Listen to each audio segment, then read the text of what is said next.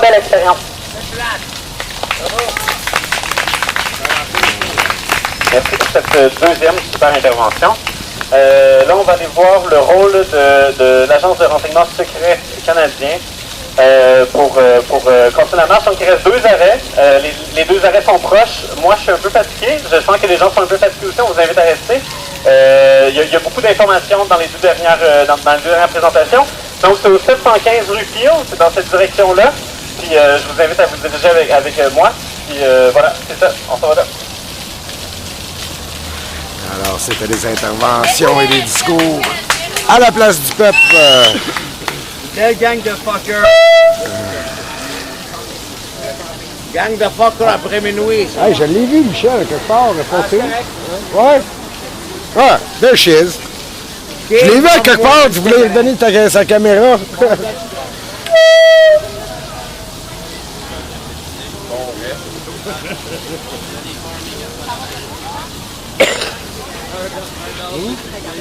Merci énormément pour les... La bouteille d'eau, t'as l'eau.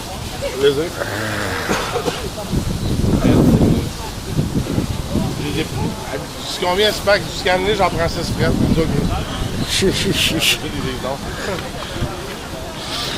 Elle scanner 6 packs chauds, puis elle m'a donné 6 frettes.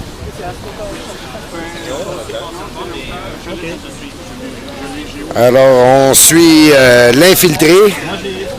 On connaît pas le chemin. Ouais, ils sont secrets, faut pas connaître le chemin. Ils sont secrets. C'est la même idée que l'immigration, hein? C'est pas un endroit qu'on va dessus souvent quand Ouais. on va au palais de justice. Ça va où? Linda. Ils nous voient, par exemple. Ouais. Comment tu dis ça, toi? Les autres, ils nous voient. Ouais. Eux autres, ils checkent nos cellulaires, les live streams, les YouTube, nos Facebook, nos Twitter, nos Instagram, you name it, ils les suivent. Nos emails, effectivement, nos emails. Alors, Nos textos. bon, maintenant, on va marcher sur Montréal manifesté. Alors, on va parler un peu on va dire les régions, en fonction de Montréal, tout est un peu des régions. Alors, la capitale, Québec, a aussi un règlement. On part de la place du peuple. On est sur la rue Saint-Jacques en direction ouest vers la rue Peel. On s'en va rendre visite au SCRS, le Service canadien de renseignement de sécurité. Le conseil municipal a décidé d'adopter une série Aussi connu contre le centre de fichage de tout le monde. C'est passé le gouvernement, parce que vous n'avez jamais été arrêté que le gouvernement n'a pas une fiche sur vous. Détrompez-vous. Tout le monde est fiché. Edward Snowden, Julian Assange, ils sont en stand-by de prison pour avoir révélé cette information-là. Il y a aussi On apprenait ce matin qu'il y en aurait possiblement un autre Snowden anonyme qui sévirait en ce moment. Il y avait quelque chose qui avait été essayé en 2005, un règlement anti-mondial. J'ai pas eu le temps de lire l'article du jeu. Mais bon, j'ai quand même eu le temps de voir le titre. Le reste, c'est pareil. À Québec, il y a eu beaucoup Vous pouvez aller sur le Facebook de 99media.org pour trouver l'article. Il est dans nos actualités. très original. A été utilisé seulement 2 fois, parce qu'en fait, en 2013, parce que tout le long de 2012, c'est 500.1 qui a été utilisé. Ah oui, 500.1. Depuis ce temps-là, en fait, étant donné que nous sommes relativement peu nombreux, après 2012, il n'y a pas eu des masses comme des dizaines de milliers de personnes qui manifestent à Québec. Donc, dès qu'il y a une manifestation qui n'est pas légale, même le Frappru donne son trajet à Québec, ce qu'ils ne font pas à Montréal. Donc, dès qu'il y a une manifestation qui n'a pas d'itinéraire, ça ne dure même pas 30 secondes. Donc, il y a eu 2 personnes qui ont eu une amende en vertu du 19.2 et ça a été en 2013. Donc, il y a aussi plusieurs villes qui, suite à Québec, ont adopté des règlements anti-manifestation, dont Saguenay, Essayez de faire un focus en marchant. à Gatineau, Sherbrooke, et j'ai entendu parler récemment d'une autre municipalité comme ça. Donc, c'est des municipalités qui se préparent à toutes sortes de contestations syndicales, écologistes, féministes, toute la contre l'austérité, et qui ont donc un arsenal complet. D'ailleurs, Québec a acheté un camion blindé. Il est supposé servir en temps de crise. Ils l'ont eu avant Montréal, d'ailleurs. 6 mois avant celui de Montréal, Québec avait son camion blindé qui n'ont jamais sorti. Et on ne sait pas à quoi ça peut bien servir pour le maire Labaume. Ils l'ont sorti à Montréal à cause il y a eu une prise d'otage dans Hochelaga. Ah! Mais à Québec, en tout cas, ils ne l'ont pas encore sorti. Et donc, c'est ça. Et le démantèlement d'Occupons Québec a été fait en 2011. Poste 38. Ça a été démantelé un peu à la façon de celui de Montréal. Et récemment, il y a eu un jugement de la Cour des petites créances parce qu'il y a un militant d'Occupons Québec qui avait poursuivi la ville de Québec par rapport au démantèlement d'Occupons Québec et qui a gagné quelque chose dans le sens où même le juge a considéré qu'en fait, la ville n'avait pas le droit de contrevenir au droit de manifester des manifestants d'Occupons Québec, étant donné que c'était entre autres un mouvement international. Donc, il y a quelque chose là-dedans. Donc, la ville a été obligée de verser un certain montant. Et évidemment, ils n'ont pas voulu s'excuser. On veut qu'ils versent un montant, entre autres, pour toutes les choses qu'ils avaient saisies. Et sinon, c'est ça. Donc, la ville de Québec est une ville anti-manifestation. Et où il y a quand même une surveillance, il n'y a pas de quelque chose comme gamma ou des choses comme ça. Mais il y a une surveillance qui se fait parce qu'il y a des personnes qui se font visiter par la police si, admettons, ils organisent des choses comme ça, mais c'est des affaires qui vont être déclarées à la commission de la répression. Alors, bonne marche. Merci à Québec. Bonjour Montréal, bienvenue à la visite guidée Montréal la répressive, lieu de perdition où votre liberté d'expression, oubliez ça, il n'y en a pas, elle est en danger.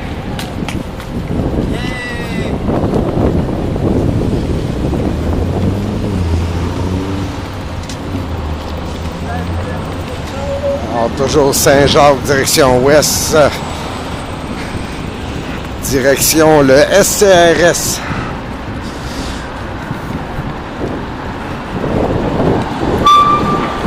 So we're gonna go and have a few speeches in front of the Canadian Security and Intelligence Service.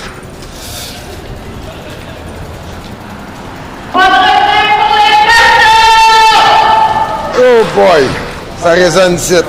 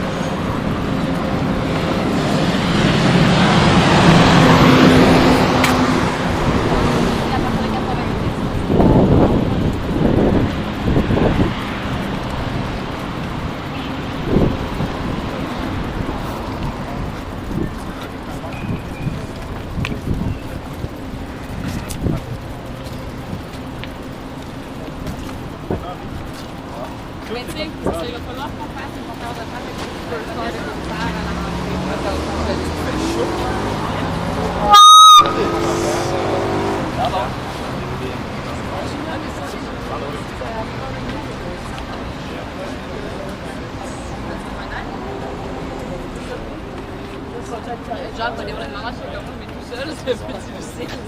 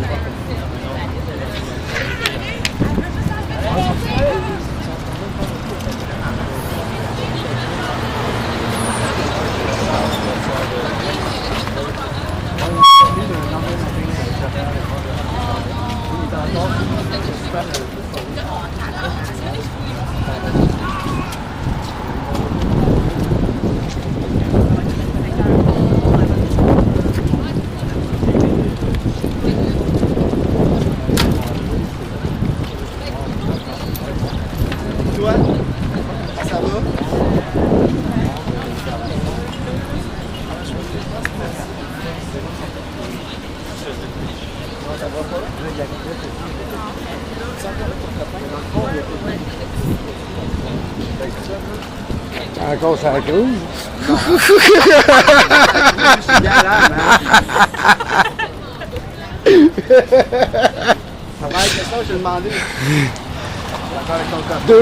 Deuxième question t'as demandé. Deuxième.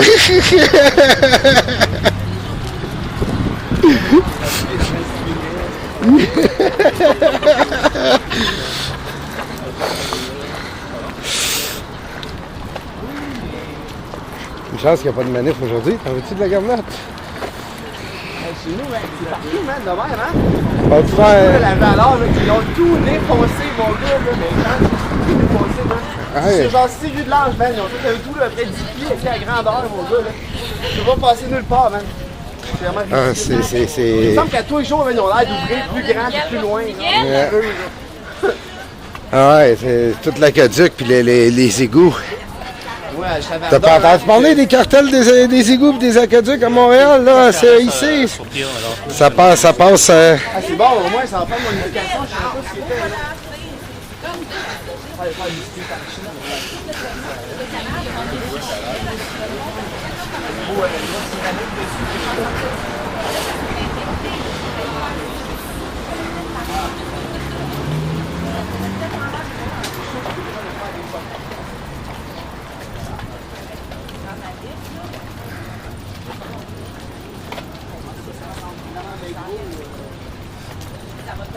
En bas.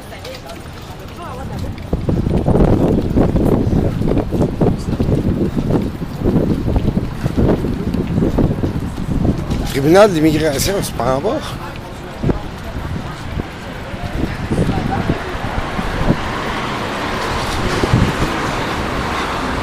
Ah, ça a l'air qu'on s'en va par en haut. Oui.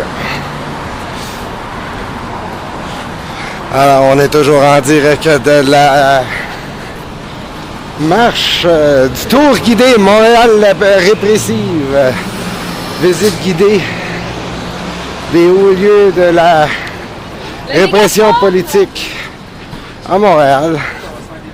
Alors, on est maintenant devant le 715 rue Peel, édifice fédéral, où sont les sièges du SCRS et de la Commission de l'immigration. On va avoir une présentation là-dessus par Jack Singh. Avant, j'avais un jeu à faire avec vous. Ouais! Pardon, ah oui. Donc j'ai un jeu. Avant qu'on ait la présentation, j'ai un petit jeu à faire avec vous. Attendez, je remets mes lunettes. Hop. J'ai besoin de deux personnes volontaires. S'il vous plaît, n'importe qui. J'ai besoin de quelqu'un qui lève la main, une première personne et une deuxième personne. Excellent. Alors,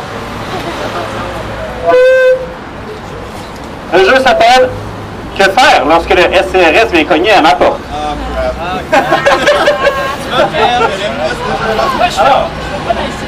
Ah oui, on passe en même temps l'information papier sur cette question épineuse. Mais avant de lire la bonne réponse, on va voir comment mal réagir lorsque le SCRS frappe à votre porte par brise. Ça, je suis bon à faire ça. Puis on a comment bien réagir lorsque le SCRS frappe à votre porte. Donc je représente le SCRS aujourd'hui. Pardon. Asti qui porte bien son nom, lui. Alors, oui, c'est ça. Toujours à infiltrer. Bonjour, monsieur. Ah, toc, toc, toc. Who's there? Ah, c'est que ça me tente pas d'aller ouvrir la porte, man. Oui, bonjour. Oui, bonjour, monsieur. Ici Alain. Je travaille pour le gouvernement. Est-ce que je peux rentrer vous parler une petite seconde? J'imagine que si je réagis mal, je dois dire oui, là, c'est ça? Oui? Donc, dans la cuisine, dans le salon? Oui, oui. Bonjour. Non, la première erreur ici qu'on a constatée, c'est de dire oui. Quand quelqu'un travaille du gouvernement vous dit qu'il vient du SRS, on recommence la scène. Ça fait que qui est là? Oui, bonjour. Je m'appelle Yann. Je travaille au gouvernement. Est-ce que je peux rentrer et vous parler un petit peu? On a eu des informations qui pourraient vous intéresser. Avez-vous un mandat? Non, j'ai pas de mandat, c'est juste pour vous parler. Voilà. Ça, c'est la scène idéale. Avoir su. On a aussi d'autres questions pièges, telles que toc toc toc. Oui, bonjour monsieur! Oui, bonjour, je m'appelle Yann. Hier, là, je pense qu'on t'a vu au Sport de Lignon. Est-ce que tu étais là? Mais bien sûr! Ça aussi, c'est une mauvaise réponse. OK, j'arrête de vous tenir en haleine. On va passer à la présentation avec Jaggy. Si Jaggy est là, proche, ici. Voilà. Bonjour tout le monde. Je vous demandais d'approcher, c'est mieux pour parler. Alors voilà, ça c'est le baptiste principal de le service canadien du renseignement de sécurité. En anglais, c'est Canadian Security and Intelligence Service. C'est pas marqué parce que le SRS, c'est le police secrète, espionnage, etc. Alors, ils sont pas très transparents, très ouverts. Mais cette complexe aussi comprend Immigration Canada, 10 des Saint-Antoine-Ouest, où il y a plusieurs manifestations en appui des migrants. Puis à l'autre côté, c'est le bureau de citoyenneté où il y a des cérémonies pour les nouveaux citoyens et citoyennes ici au Canada.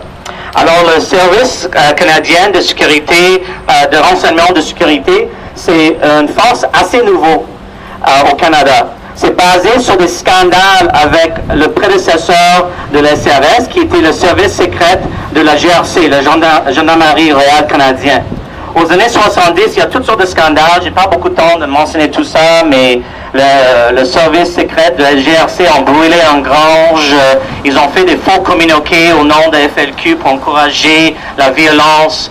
Ils ont fait des infractions, entrées par infraction des bureaux, des groupes politiques, etc.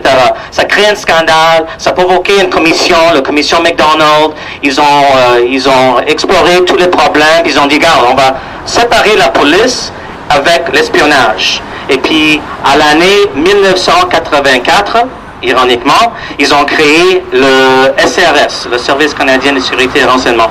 Il y a plusieurs raisons pourquoi être opposé à cette force en soi, mais il y a plusieurs niveaux. Il y a le niveau de leur incompétence, il manque de compétences au début.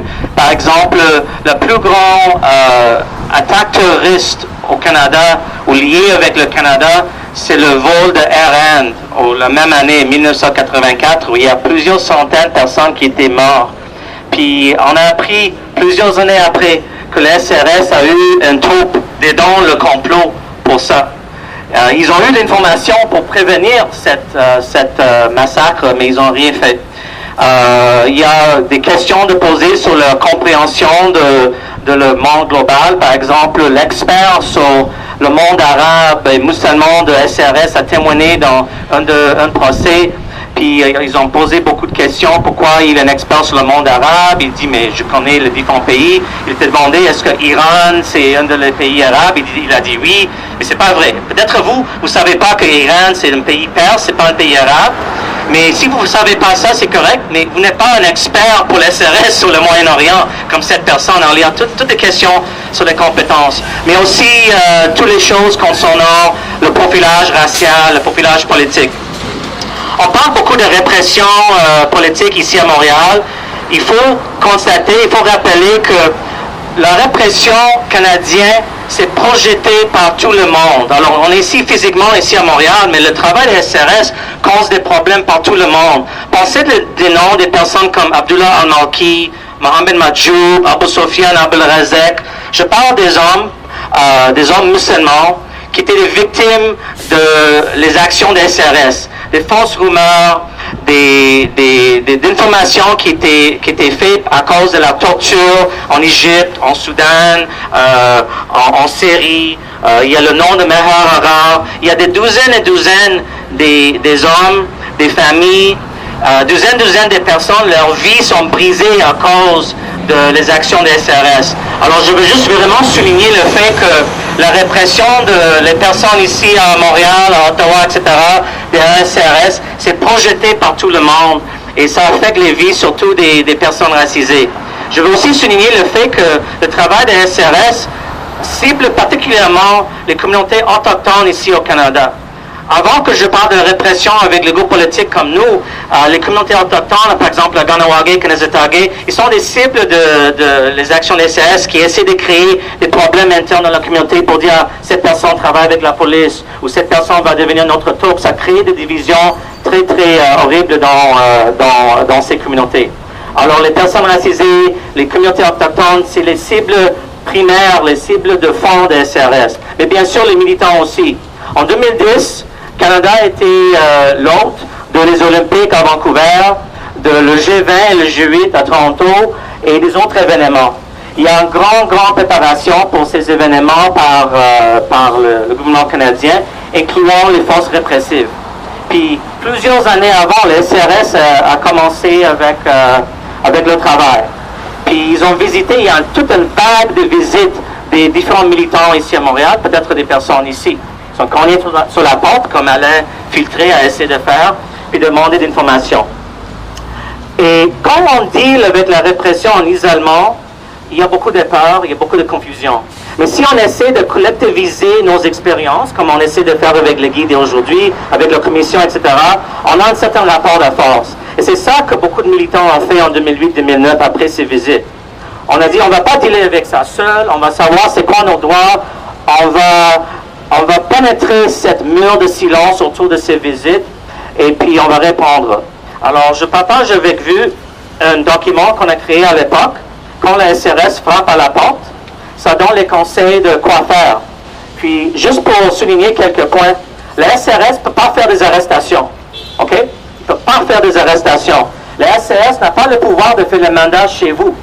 Alors, si vous êtes un citoyen canadien, si vous avez une résidence stable ici au Canada, quand le SRS verse chez vous, vous n'avez aucune obligation de parler, vous n'avez même aucune obligation d'écouter. Alors ça, c'est nos conseils. Parle pas, mais même écoute pas. Et on dit écoute pas parce que des fois, le but de visite, c'est pas de chercher des informations de vous, c'est de créer des peurs. C'est de peut-être lancer des fausses rumeurs. On est ici pour parler de ce militant X. Et puis tu dis, mais il a visité pour parler de ce militant X, c'est quoi le problème avec ce militant? Puis on commence à faire des rumeurs entre nous. Alors on dit, écoute pas, parle pas, parce que c'est la police qui a le pouvoir d'arrêter, c'est la police qui a le pouvoir de faire des accusations. Le SRS, bien sûr, partage cette information avec la police, mais on n'a aucune obligation de parler et écouter. Alors la réaction quand quelqu'un comme Alain Filtré vient chez vous, et si vous êtes un citoyen, c'est de fermer la porte, écoute pas, puis peut-être partager le fait qu'ils ont visité avec des camarades pour qu'on peut établir s'il y a une nouvelle vague des visites. Je veux souligner une chose importante. Si vous n'êtes pas un citoyen, si vous êtes un résident permanent, c'est pas si simple, mais c'est toujours plus ou moins le même conseil. Écoute pas, parle pas. Mais une chose importante, c'est que certains immigrants sont obligés de faire une entrevue avec le SRS, avec la procédure d'immigration. Alors le conseil là, c'est de consulter un avocat, mais toujours parle pas et écoutez pas. Alors, je veux juste finir avec quelques mots. Je partage avec vous un autre document qui résume un peu et qui donne aussi plus d'informations sur le SRS. Si le SRS frappe à votre porte, mais ça donne un peu l'histoire, ça donne tous les détails, c'est quoi le SRS, le rôle dans ces mouvements. Mais je veux finir avec deux choses. Un, c'est bien sûr la police, les services secrets comme le SRS, c'est les personnes qui font la répression contre nous. Mais des fois, c'est notre propre paranoïa qui nous réprime nous-mêmes. C'est-à-dire de surestimer le pouvoir de la SRS, de surestimer qu'est-ce qu'ils pourraient faire. Alors, je vais juste souligner ça, parce que ça, c'est très important. C'est important de savoir c'est quoi le pouvoir de la police et le service secret, mais en même temps, ne pas surestimer ce pouvoir. Une blague que j'ai fait, c'est que vous êtes paranoïaque si vous pensez qu'il y a 50 flics que vous suivez, mais vous êtes vigilant quand vous savez que c'est seulement 5. Alors, c'est ça que je veux dire. Puis l'autre chose, c'est le suivant. La répression qu'on parle, et on a donné plusieurs exemples, c'est basé sur le fait qu'on a des mouvements qui perturbent. c'est pas qu'il y a juste la répression non isolement. Chaque fois qu'on y a une augmentation avec, par exemple, le Sommet des Amériques à Québec en 2002, avec les manifs contre brutalité policière chaque année, avec la grève étudiante, avec n'importe quel mouvement, chaque fois qu'on fait ça, on est une force, on perturbe. Et c'est là qu'on a la répression. Alors, la répression, faut être vue comme une conséquence de nos actions, mais si on collectivise, et ça c'est la raison, je veux me porter cette banderole ici, ça c'est le banderole de Solidaires sans frontières, on essaie de créer une cité sans frontières. La plus grande force qu'on possède dans cette dynamique, c'est pas l'isolement, c'est pas la peur, c'est pas la division, c'est notre propre solidarité. C'est de refuser d'être divisé entre des bons militants, mauvais militants, mais de garder notre force ensemble, de garder notre solidarité et se battre en commun. Alors voilà mon petit speech sur la SRS. Merci beaucoup. Une autre chose que vous pouvez faire si vous êtes visité par le SCRS, c'est de remplir un formulaire de témoignage pour la CPRP, finalement, ou à des camarades. Vous pouvez choisir. C'est le genre de témoignage qu'on prend aussi, si jamais ça vous intéresse. Je laisse Sophie présenter, Sylvie Fichet présenter la prochaine personne. Alors, on devait faire un dernier arrêt ailleurs, mais comme le temps file, on s'est dit, pour pas perdre personne, on va faire notre dernier arrêt aussi devant le SCRS. Tout à l'heure, je vous disais, les règlements municipaux, c'est pas depuis 2012 que c'est utilisé pour réprimer des manifestations. Il arrive aussi que parfois, et bien avant l'époque d'aujourd'hui, des manifestations se fassent réprimer avant même qu'elles aient pu commencer, c'est-à-dire qu'on arrête l'ensemble des personnes sur le lieu de rassemblement de la manif. Et c'est arrivé au cours des années 2000, c'est pas la première fois, c'est pas la dernière malheureusement, mais on vous laisse Jacques nous raconter ce récit. Oui, en fait, je vais vous parler d'une manifestation qui aurait dû avoir lieu le 26 avril 2002, mais qui n'a pas eu lieu parce qu'elle a été réprimée et il y a eu une arrestation de masse, une souricière, il y a eu une dispersion avant même que la manif ait lieu. Et c'était en vertu du même règlement P6 que la police est intervenue et qu'il y a eu des arrestations. Le P6 ancienne mouture qui était tout aussi répressif et contraire au droit de manifester que le P6 actuel. Donc, le 26 avril 2002, ce qu'il y avait à Montréal, c'était une réunion des ministres du Travail du G8 en préparation du sommet du G8 qui devait avoir lieu, qui a eu lieu, de fait, en juin 2002 à Kananaskis, en Alberta. Bon, on était dans la première vague des grandes manifs contre la globalisation, un an après le sommet des Amériques. Le sommet du G8 devait se tenir au Canada et l'État canadien avait décidé que cette fois-ci, il s'arrangerait pour pas qu'il y ait de perturbations comme il y avait eu au sommet des Amériques. Fait qu'ils sont allés se cacher à Kananaskis, en Alberta, dans un endroit non accessible où c'était à peu près impossible d'aller manifester. Il y a eu quand même de la mobilisation qui s'est faite en Alberta et il y avait aussi un grand rassemblement qui était organisé, une convergence qui était organisée à Ottawa, qui était prévue à Ottawa en juin 2002, pendant que le sommet allait se tenir à Kananaskis. Dans le cadre de cette mobilisation-là, il y avait la CLAC, première mouture, qui avait été mise sur pied avant le sommet des Amériques, qui jouait un rôle important dans l'organisation de cette mobilisation-là. Et quand on a su qu'il y avait, en préparation du sommet du G8, quelques semaines avant, les ministres du Travail qui se réunissaient, on s'est dit, on fait une manif, on va les confronter. La manif a été calée au Square de Chester, à quelques pas d'ici. Et il y avait un rassemblement à 5 heures avec des ateliers d'éducation populaire dans le parc, des activités, de la bouffe pour une manif qui était prévue partir à 6 heures. C'était un vendredi soir. Et vers 6h moins quart, 6h moins 10, la police est intervenue et a chargé dans le parc. Il y a une partie des gens qui ont réussi à se disperser, les autres ont pris la rue pour Peel pour aller manifester et ont été pris en souricière. Il y avait environ entre 5 et 600 personnes au total qui étaient venues se joindre pour participer à la manifestation. Il y en a à peu près, on n'a jamais su exactement le décompte du nombre de personnes qui ont été dans la souricière, et certainement entre 3 et 400 qui se sont trouvés dans la souricière. L'encerclement a duré jusqu'à 23 heures environ. Au total, c'est pas tout le monde qui a eu. Bon, évidemment, c'était comme dans beaucoup d'autres encerclements. Jamais d'avertissement, jamais personne n'a été informé officiellement qu'on était en état d'arrestation en vertu de quoi. Pas de droit d'avocat, pas de droit de téléphone, pas de droit, évidemment, d'aller donner aux toilettes ou quoi que ce soit. Au bout d'une heure, ils ont commencé la procédure de libération, mais ils n'étaient pas encore habitués, comme aujourd'hui, à faire des arrestations de masse. Il n'y avait pas des autobus proches avec des guichets pour remettre l'étiquette. L'étiquette n'était pas pré-imprimée avec le numéro de l'article et du règlement, où ils ont juste à mettre le nom et l'adresse de la personne qui reçoit l'étiquette. Ça va plus vite, ils font ça comme ça aujourd'hui. C'était pas mal plus long un par une, les personnes étaient extraites de l'encerclement, puis là, ils remplissaient l'étiquette à la main. C'est ce qui fait qu'à un moment donné, rendu en fin de soirée, ils ont continué à libérer les gens qui étaient dans l'encerclement un par une, mais sans donner d'étiquette. Moi, j'ai été dans la dernière douzaine de personnes qui ont été libérées. Et nous, on est partis sans étiquette, alors que les 147 premières personnes qui ont été libérées, on va laisser passer les papiers. Les 147 premières personnes qui ont été extraites de l'encerclement par la police ont toutes reçu des constats d'infraction en vertu de l'article 2 du règlement P6. Ça a été ces étiquettes-là ont été contestées, en fait, il y a eu 133 contestations sur les 147, et toutes les personnes ont été acquittées de l'accusation d'attroupement illégal en vertu du règlement P6. Il y a quelques personnes, par contre, qui avaient été aussi arrêtées, ciblées, et qui ont fait face à des accusations criminelles et qui ont eu quelques condamnations, comme de voies de fait sur un agent de la paix. Il faut dire que ces événements-là, par exemple, de voies de fait sur un agent de la paix, se sont produits pendant l'encerclement d'une arrestation qui était, en fin de compte, illégale, pour laquelle tout le monde qui avait été arrêté a été acquitté. Mais évidemment, une fois dans l'encerclement, quand il attaque l'encerclement et qu'il essaye de mettre en état d'arrestation des personnes à l'intérieur de l'encerclement, il y a de la résistance, et cette résistance-là a amené à d'autres accusations pour lesquelles les gens, par la suite, ont été condamnés. Ce qui a été important dans cette action-là, une couple de choses, c'est que c'était pas la première fois, ça a toujours été dans l'histoire des rapports entre la police et les classes populaires, je pense dans l'histoire du Québec et du Canada, mais une opération de désinformation dans les médias.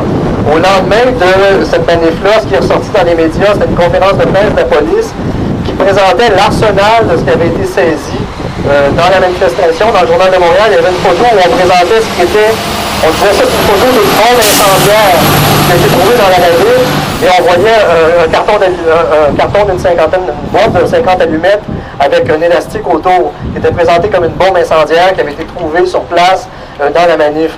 On a dit aussi qu'on avait arrêté quelqu'un au Métropile qui portait une arme à feu. Et ce qui, effectivement, semble-t-il, s'était produit. Il y a quelqu'un qui a été arrêté le même soir que la manif au Métropile, qui avait une arme à feu sur lui, mais ça n'avait rien à voir avec la manif. Ça n'avait rien à voir avec l'arrestation qui se déroulait à quelques pas de là. Et ça s'est produit dans le même quadrilatère, et ils en ont parlé sans le préciser. Ce qui fait que dans les médias, il a été sorti qu'il y avait un manifestant qui avait une arme à feu, ce qui donnait une apparence de légitimité à l'intervention policière. Bon, mais la désinformation, en fait, on y fait face tout le temps. Puis, ils ont même engagé quelqu'un depuis, je pense qu'à l'époque, il n'était pas là, Yann Lafrenière, mais l'expert en désinformation de la police, qui continue dans cette voie-là systématiquement depuis 13 années qui se sont passées depuis. Un autre élément aussi que je mentionnerais, c'est qu'il y a eu quand même une tentative de briser l'encerclement pendant que et ça aurait été possible, à mon avis, parce que je l'ai vu dans le cadre d'un procès qu'il y a eu par la suite, les captations vidéo à partir des heures de l'encerclement, et on a vraiment failli réussir à s'échapper de l'encerclement. Il aurait suffi que quelques personnes de plus embarquent dans le move. Il y a des gens en avant qui ont tenté de débranler les flics, et ça a réussi. Par contre, je pense que la majorité des participantes et des participants n'étaient pas prêts et prêts à réagir par rapport à cette situation-là. Et la majorité des gens, bon, certains criaient non-violence, pacifiste, tout ça. Puis finalement, on n'a pas réussi à briser l'encerclement. Mais ça a failli, et je pense que ça aurait été une importante victoire. Mais c'est important qu'on ait des débats dans nos mouvements, des discussions tout le temps, dans toutes les actions qu'on fait, en préparation de toutes les actions qu'on fait sur ces situations-là, à évaluer ces situations-là, puis à envisager la possibilité de résister collectivement et de se battre collectivement ensemble pour pas que la police gagne tout le temps. Et là, cette fois-là, ils n'ont pas gagné complètement parce que d'abord, tout le monde a été acquitté, ou du moins pour l'essentiel. Il y a eu aussi, je le mentionne, un recours collectif qui a été déposé, qui avait été autorisé d'ailleurs par la Cour supérieure pour arrestation illégale, qui a finalement dû être abandonné pour une question purement technique. Mais je veux le souligner, je l'avais fait déjà, ce recours collectif-là a été piloté par une camarade, Natacha Binsmas, une avocate qui est décédée il y a 5 ans, qui est une perte pour notre mouvement. Il y a des jeunes ici, peut-être, qui ne l'ont pas connue, parce que ça fait déjà 5 ans qu'elle nous a quittés. On manque de gens, on pense toujours à Denis, Étienne, Francesca ou d'autres qui aident les militants et les militantes qui font face à la répression politique, à la répression policière. Natacha a été l'une d'entre eux et d'entre elles, et elle l'a fait de façon très, très digne, correcte, courageuse. Et elle nous avait donné un franc coup de main après les arrestations de ce manif-là. Donc, je conclurai juste en disant que, comme je vous ai dit au début, c'était une action qui s'inscrivait dans le cadre d'une mobilisation dans laquelle la CLAQ était impliquée en direction du sommet du G8 qui était prévu en juin, donc quelques semaines après à Kananaskis. Une des leçons aussi, je pense qu'il faut retenir, sans rejoindre un peu ce que Jackie disait, c'est que face à la répression, on doit résister collectivement et la victoire de la police, c'est quand ils réussissent à démanteler nos mouvements, à nous décourager de lutter. On a continué, malgré cette arrestation de masse-là, la CLAQ a continué à mobiliser. Et il y a eu 3 jours d'action dans un contexte aussi très, très répressif à Ottawa. En juin 2002, il y a eu 3 jours d'action sans arrêt qui ont été organisés avec des réseaux aussi en Ontario. Et même si on était loin du sommet à Kananaskis, on a réussi à perturber. On s'était rendu devant l'ambassade américaine, entre autres, de très, très près à Ottawa. Malheureusement, on n'avait pas réussi à se rendre assez près pour perturber les activités de l'ambassade. Mais néanmoins, on ne s'était pas laissé décourager par cette arrestation de masse-là. Au contraire, je pense que la façon de voir ça, c'est que c'était de se dire que s'ils avaient pris la peine de ne pas respecter leur propre loi et de nous attaquer ainsi, c'est parce qu'ils nous craignaient, c'est parce qu'ils voulaient nous empêcher de continuer à lutter, de résister. Donc, dans le fond, ils ont subi une défaite parce qu'on a manifesté quand même 2 mois après dans les rues d'Ottawa, malgré toute la répression. Puis depuis ce temps-là, on n'a pas arrêté aussi. Je pense que nos mouvements ont continué à exister, à se développer. Il y a des nouvelles formes de lutte aussi qui ont été mises de l'avant, des nouveaux mouvements qui se sont créés. Et ça, c'est la victoire, je pense, de nos mouvements. Puis c'est dans ce sens-là qu'on va continuer à s'organiser. Merci beaucoup, Jacques, pour ce récit et ce message d'espoir et de courage en même temps dans les luttes sociales. Merci beaucoup d'avoir participé à cette visite guidée Montréal, la répressive. On risque de récidiver l'expérience dans le futur. Mais sinon, quelques mots pour vous dire que la Commission populaire, c'est loin d'être terminée. C'est même quelque chose qui va prendre beaucoup, beaucoup d'ampleur au cours prochaines semaines, des prochains mois. Peut-être 3 choses. Je suis persuadée qu'il y a beaucoup de personnes, et pas seulement les personnes qui ont pris parole aujourd'hui, qui ont des choses à dire dans le cadre de cette commission populaire-là. Donc, c'est un message pour vous dire, venez témoigner à la Commission populaire sur la répression politique. Vous pouvez visiter notre site web www.cpap.info pour remplir le formulaire. Parce qu'effectivement, il faut remplir un formulaire pour participer aux audiences de la Commission populaire, histoire de savoir un peu où on s'en va avec ça, tous les témoignages et tout ça. La deuxième chose, c'est si jamais vous mourrez d'envie de rejoindre le comité organisateur de la Commission populaire, il y a de la place pour vous parce que nous trouvons que vous êtes cool et que vous avez du talent. Alors, il y avait des petits flyers que Jackie distribuait au début de la visite, mais si vous en voulez avec nos prochaines dates d'activité et tout ça. Et la troisième chose, c'est si jamais vous trouvez qu'on a des fabuleuses patchs et que vous en voulez ou que vous voulez des t-shirts, vous pouvez venir voir moi et Alain Filtré. Ça sert à financer la Commission populaire. Alors, merci beaucoup d'avoir participé à cette visite guidée et merci à toutes les personnes qui ont participé. Sur ce, ça conclut. Merci. Hop. Merci à tout le monde qui a organisé cette tournée behind the scenes, comme on dit en anglais. Merci beaucoup.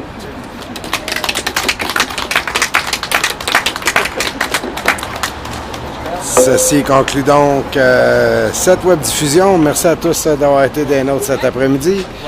N'oubliez pas de suivre mon compte Facebook et ou Twitter, ainsi que le compte Facebook et Twitter de 99media.org pour découvrir le monde de la prochaine web-diffusion et rester à l'affût de l'actualité quotidienne.